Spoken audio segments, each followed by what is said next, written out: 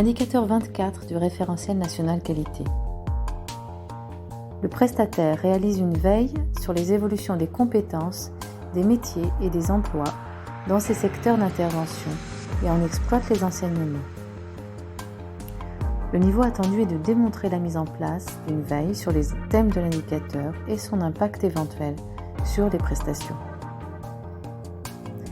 Les éléments de preuve donnés en exemple pour cet indicateur 24 sont la veille économique et les documents y afférents, la participation à des conférences, colloques, salons ou bien une adhésion à un réseau professionnel, syndicat, fédération, forum, ou bien l'abonnement à des revues professionnelles. Et également la diffusion des éléments de cette veille, métiers et compétences au personnel du prestataire et les évolutions apportées au contenu des prestations proposées. Alors, qui est concerné par cet indicateur 24 ?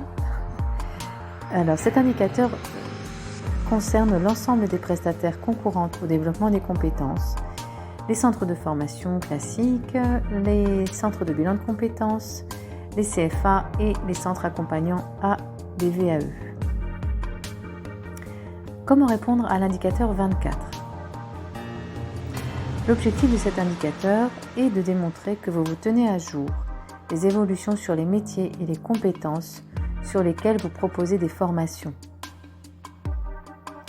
Il faudra démontrer que vos contenus pédagogiques tiennent compte de ces évolutions.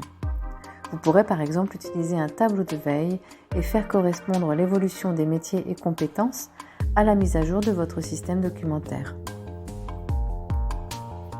Quelles sont les preuves possibles que vous pouvez présenter ?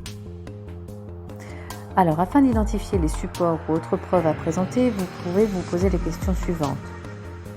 Comment nous tenons-nous informés des évolutions des métiers et compétences sur lesquels nous formons ? Comment les formateurs intègrent-ils ces évolutions dans nos contenus de formation ? Et comment cette veille est-elle diffusée aux formateurs ou plus globalement au personnel ? Alors, le guide indique des exemples de preuves que vous pouvez présenter. Je les rappelle. Tout document afférent à la veille économique, la preuve de participation à des conférences, des colloques, des salons professionnels, l'adhésion à un réseau professionnel également, les syndicats, des fédérations, des forums, ou encore l'abonnement à des revues professionnelles. Et il faudra également montrer la diffusion de ces éléments au personnel. Comment est-ce que vous les tenez informés ? S'ils sont salariés en particulier, et l'évolution apportée au contenu des prestations.